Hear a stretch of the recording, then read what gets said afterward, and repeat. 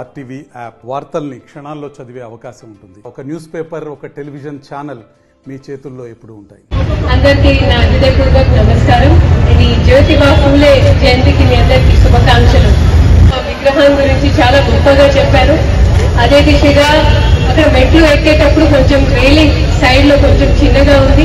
ఏదైనా ప్రమాదం, పెద్ద వయసు వాళ్ళు లేదా నా లాంటి వాళ్ళు ఎక్కేటప్పుడు ప్రమాదం జరిగే అవకాశం ఉంది. కాబట్టి నేను మున్సిపాలిటీ తరఫున దాని రైలింగ్ ని ఫస్ట్ అయితే పెంచడానికి తప్పకుండా ఈరోజు శాంక్షన్ ఇవ్వబోతా ఉన్నాను.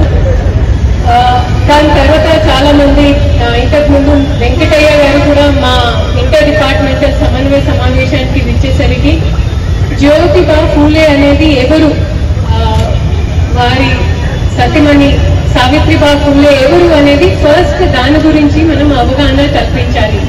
నేను మీకు ఒక వ్యక్తిగత అనుభవం చెప్తాను. నా హాస్టల్ పేరు, నా కాలేజ్ లో ఉన్న హాస్టల్ బిల్డింగ్ పేరు సావిత్రిబా ఫూలే ఉండే. ఉత్సవాన్ని మనం మన భావి తరాలకి లేదా మన చిన్న పిల్లలకి, విద్యార్థులకి అవగాహన కల్పించడానికి మనం ట్రై చేయాలి. రెండోది, నేను ఇక్కడ ఉన్న సంఘ నాయకులకి ప్లస్ మా డిపార్ట్మెంట్ కి అభినందన ఇస్తున్నాను ఈ జాగా ఎంపిక చేసినందుకు. ఎందుకంటే నేను 5 జిల్లాలు పనిచేసి ఉన్నాను. అక్కడ సమావేశం, కాన్ఫరెన్స్ హాల్ కి పరిమితి అయి ఇలాంటివి సమావేశాలు జరుపుకుంటారు. కానీ ఇది ఒక షో స్టాపర్, ఒక క్లాక్ టవర్ వద్ద ఇలాంటివి సమావేశం పెట్టినందుకు చాలా మంచి ఆలోచన. ఎందుకంటే జనాలు వస్తూ ఉంటే పోతా ఉంటే దీన్ని చూస్తూ ఉంటారు. కొంచెం వాళ్ళు ఆసక్తితో ఏంటి అనేది, ఏం జరుగుతూ ఉంది అనేది వాళ్ళు కూడా దీని గురించి తెలుసుకోవడానికి ట్రై చేస్తారనేది నేను ఒప్పుకుంటున్నాను.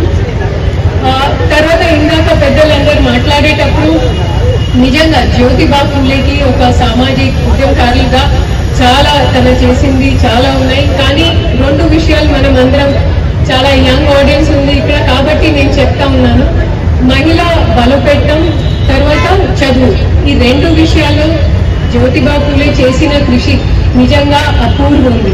వారు సాధించిన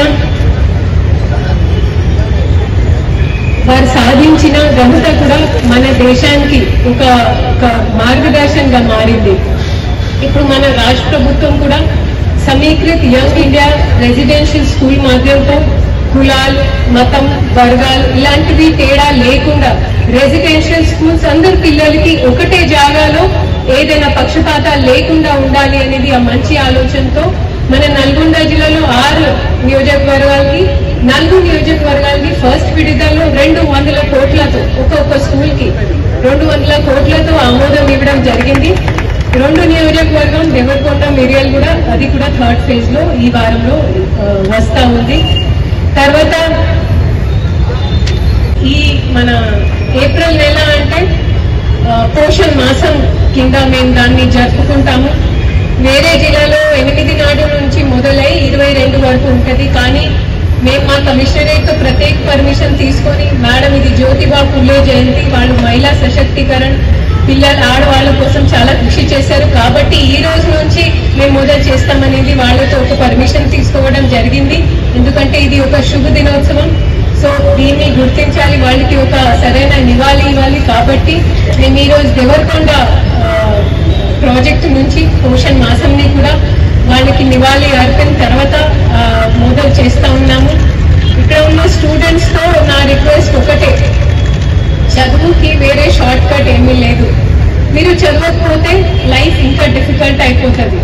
మనం జ్యోతిబా ఫూలే కావచ్చు, వారి సతీమణి సావిత్రిబా ఫూలే కావచ్చు, వాళ్ళు చాలా కృషి చేశారండి. Nothing that comes easy will not stay, and what will stay will not come easy. So మీ అందరు బాగా కష్టపడాలి. ఇంకా 5 సంవత్సరం తర్వాత వేరే రకాలుగా కష్టాలు ఉంటాయి. సో చదువులో అనుభవించిన కష్టాలు చాలా చిన్న. సో బాగా చదవండి. మీరు కూడా IAS, IPS కి పరిమితి అవ్వాల్సిన అవసరం లేదు. మీరు ప్రధాని అవ్వాలి, ముఖ్యమంత్రి అవ్వాలి అనేది నేను భావిస్తా ఉన్నాను. నల్గొండ జిల్లాలో పిల్లలకి కావచ్చు, యూత్ కి కావచ్చు చాలా చైతన్యం ఉంది, చాలా అవగాహన ఉంది. You are one of the brightest mind I have ever worked with. And నేను మీ అందరికీ, మీరు జ్యోతిబా ఫూలేని ఒక ప్రేరణగా తీసుకొని మీరు బాగుపడతారు, మా సమాజాన్ని, మన జిల్లాని ముందుకు తీసుకువెళ్తారనేది నేను భావిస్తూ ఈ రోజు ఈ కార్యక్రమాన్ని ఏర్పాటు చేసినందుకు బీసీ వెల్ఫేర్ డిపార్ట్మెంట్ కి నేను అభినందనిస్తున్నాను. And I wish you all the very best. Thank you. కూడా చాలా కష్టపడి ఆ కాలంలో అందరికీ కూడా సమానంగా ఉండాలి అని చెప్పేసి చాలా కష్టపడడం జరిగింది. దానికి సంబంధించి ఇన్ని సంవత్సరాల నుంచి కూడా చాలా వరకు మార్పులు రావడం జరిగింది.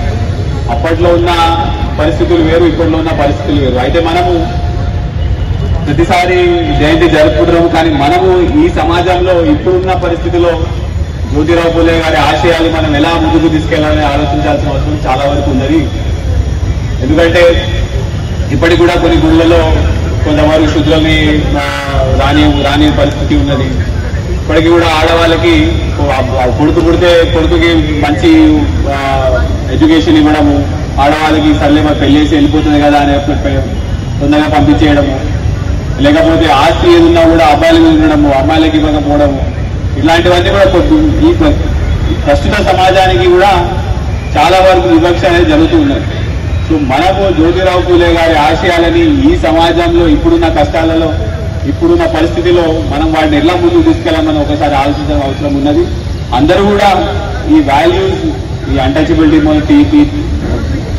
తొలగించడము, సమానత్వం రావడము పురుషులకి మహిళలకు, ఇవన్నీ కూడా మన ఇలాంటి పరిస్థితుల్లో ఇప్పుడున్న పరిస్థితుల్లో మనం ఎలా ముందుకు తీసుకెళ్లాలని ఒకసారి మళ్ళీ అందరూ కూడా ఆలోచించుకోవాలని చెప్పుకుంటూ ముగిస్తున్నాం. Thank you. మరిన్ని వీడియోస్ కోసం ఛానల్ ని సబ్స్క్రైబ్ చేయండి, లేటెస్ట్ అప్డేట్స్ కోసం వాట్సాప్ ఛానల్ ని ఫాలో చేయండి, అండ్ లింక్ డిస్క్రిప్షన్ లో ఉంది.